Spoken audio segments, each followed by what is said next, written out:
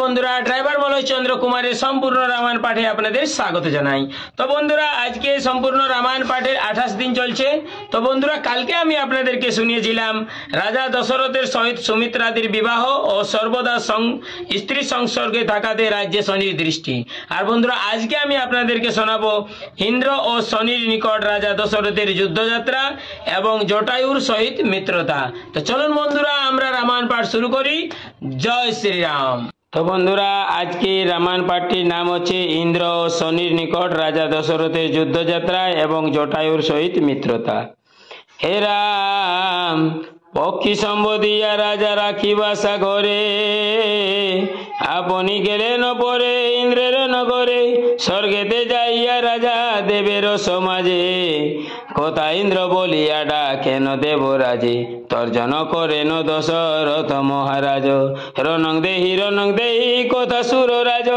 দেবেরা বলেন রাজা ক্রোধ কি কারণ, তব সঙ্গে বাসব না করিবেন রণ,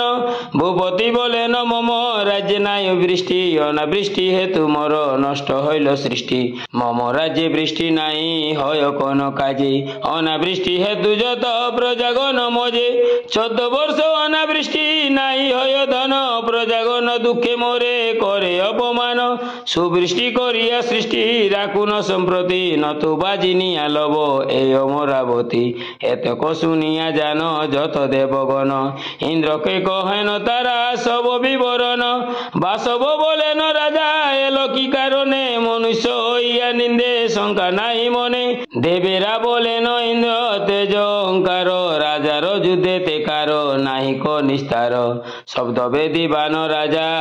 শব্দ মাত্র হানে, তার সনে যুদ্ধ করে মরিবে আপনে, যাবত মনেতে রাজা নাই পায় তাপ, রাজার সহিত কর মধুর আলাপ, দেবতার বাক্য ইন্দ্র নাই করে আন, পাদ্য অর্ঘ দিয়া তার করেন সম্মান, কহিলেন দশরথ করি সম্বোধন, মম রাজ্যে অনাবৃষ্টি হয় কি কারণ, বাসব বলেন রাজা শুন এক চিত্তে, পড়িল শনির দৃষ্টি রোহিণী নক্ষত্রে,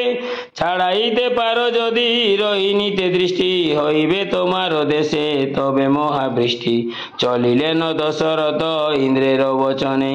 রথ চালাইয়া জান শনির সদনে, শনি কথা বলি রাজা ডাকিলেন তায়, বাহির হইয়া শনি সম্মুখে দাঁড়ায়,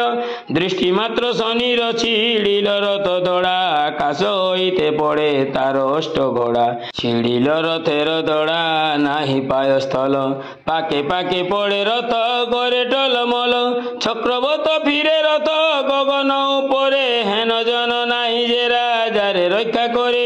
জটায়ু নামেতে পক্ষী উড়ে অন্তরিক্ষে, আকাশে তাকিয়া পক্ষী রথ খান দেখে, ভূমিতে পড়িবে রাজা না পাইয়া স্থল, রাজার হইবে চূর্ণ শরীর সকল, হেন কালে করি যদি রাজার উদ্ধার, ঘুষিতে থাকিবে যশ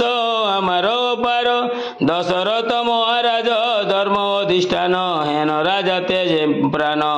মম বিদ্যমান, কাতর হইবে রাজা পড়িলে ভূমিতে, ইয়া ভাবি পক্ষী রাজ দুয় পাখাপাতে, পাখাপাতি রহিল জটায়ু মহাবীর, হইলেন তার উপরে রাজা স্থির, স্থির হইয়া দশরথ রথে জোড়ে ঘোড়া, ধ্বজার পতাকা বাঁধেন জোড়া জোড়া, সারথি ঘোড়ার গায় মারিলে কছাট, আর বার চলে ঘোড়া আকাশের বাট,